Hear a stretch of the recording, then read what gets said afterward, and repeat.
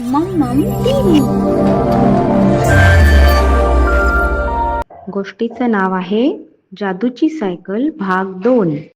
मागच्या भागात आपण बघितलं की श्रीनिवासने कष्टाने कमावलेली सायकल ही साधीसुधी सायकल नव्हती, ती होती जादूची सायकल.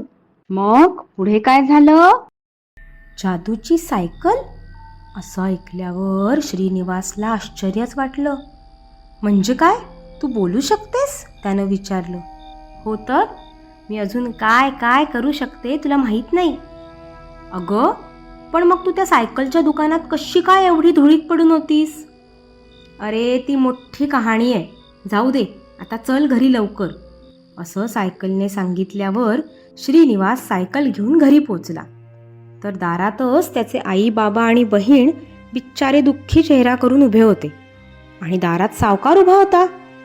गावातले सावकार काका नक्कीच भाडं मागायला आले असं श्रीनिवासला कळलं. अहो दादा, शेतीचं उत्पन्नच नाही यंदा, मी कसं देणार भाडं? असं श्रीनिवासचे बाबा हात जोडून कळकळीने सावकारांशी बोलत होते.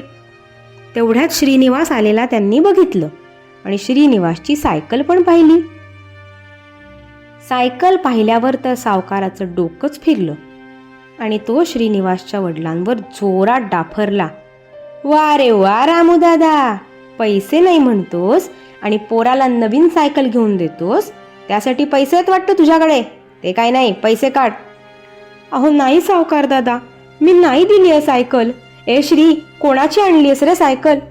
बाबा, महिनाभर शाळेजवळच्या हॉटेलमध्ये काम करून पैसे मिळवलेत, त्यातून 500 रुपये देऊन एक जुनी सायकल मी विकत घेतली आणि ती दुरुस्त करून आणली आहे. श्रीनिवास सायकलला हाताने घट्ट धरून एका दमात बोलून गेला. सावकार रागाने म्हणला, हो ना, बरं झालं, आता ही सायकलच घेऊन जातो मी. नाही, माझी सायकल नाही न्यायची. श्रीनिवास रडवेल्या आवाजात त्याच्या बाबांकडे बघत म्हणाला. वा रे वा, नाही न्यायची म्हणे, फुकट राहतात घरात, भाडं पण देत नाहीत. ते काही नाही, मी नेणारच ही सायकल. असं म्हणून सावकाराने सायकल श्रीनिवासच्या हातातून जवळजवळ हिसकावून घेतली. धोतराचा सोगा सावरत बसला सायकलवर. डोक्यावरची टोपी सरळ करत मागे वळून म्हणाला, भाडं द्या आणि मग घेऊन जा तुमची खटारा सायकल. सावकार सायकल घेऊन चालला.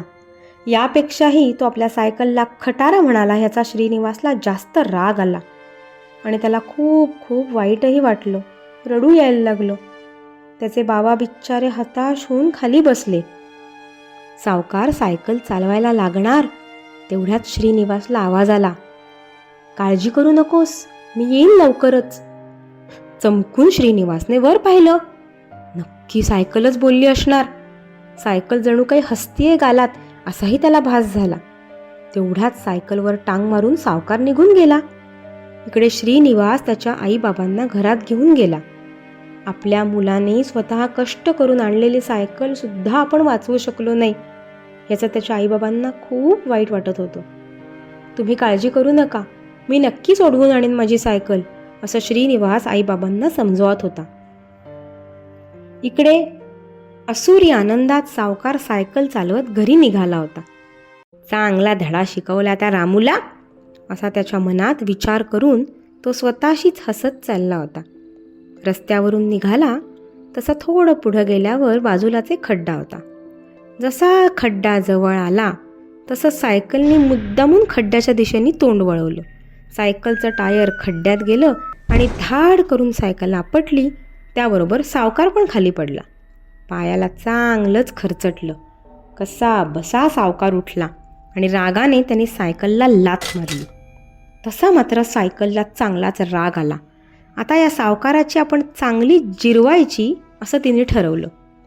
सावकाराने सायकल उचलली आणि परत सायकलवर बसून जायला लागला. तसं सायकलने काय केलं, वाऱ्याने फडफडणारं सावकाराच्या धोतराचं टोक मुद्दाम चाकात ओढून घेतलं आणि जसा सावकार पुढे गेला तसं त्याचं अख्खं धोतर फाटून सायकलच्या चाकात गुंडाळलं गेलं.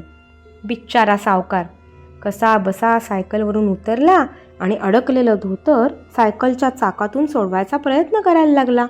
तसं ते अजूनच फाटून त्याच्या पार चिंध्या झाल्या. हे पाहून रस्त्यावरचे लोक धावत सावकाराची मदत करायला आले. पण लोक आली आहेत आणि आपल्या अंगावर धोतर नाही हे पाहून लाज वाटून सावकार झुडपात लपून बसला. दुष्ट सावकाराची ही अवस्था पाहून सगळे खो खो हसायला लागले. झुडपाचे काटे टोचून रक्त येऊन सावकाराची फारच वाईट अवस्था झाली. सावकार गावातल्या सगळ्यांनाच इतका त्रास द्यायचा की कोणीच त्याची मदत केली नाही. सगळे त्याची अवस्था बघून उलट खुशच होत होते. कोणीतरी पळत जाऊन श्रीनिवासला ही हकीकत सांगितली. सावकाराचं धोतर फाटल्याने सावकार उघड्या अंगानं झुडपामागं लपून बसलाय हेही सांगितलं. श्रीनिवास आणि त्याचे बाबा घरातलं एक धोतर घेऊन धावतच आले. त्यांनी सावकाराला हाताने धरून बाहेर काढलं, धोतर नेसायला दिलं, प्यायला पाणी दिलं.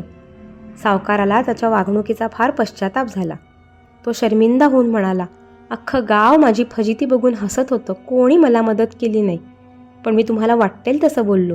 एवढंच काय, तुमच्या पोराची सायकल पण उचलून आणली, तरी तुम्ही माझ्यासाठी एवढं केलं. पोरा, घे रे तुझी सायकल तुला परत. तुमचं भाडं पण तुम्हाला जमेल तेव्हा द्या दादा. असं म्हणून सावकार लंगडत लंगडत निघून गेला.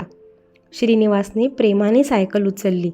तिच्या हँडलला लागलेली माती चिखल झटकला. तेवढ्यात सायकल म्हणाली, काय केली की नाही फजिती? श्रीनिवास ओरडला, म्हणजे तू केलंस हे? रामू म्हणाला, काय रे, कोणाशी बोलतोस? चल लवकर. हो, आलो आलो.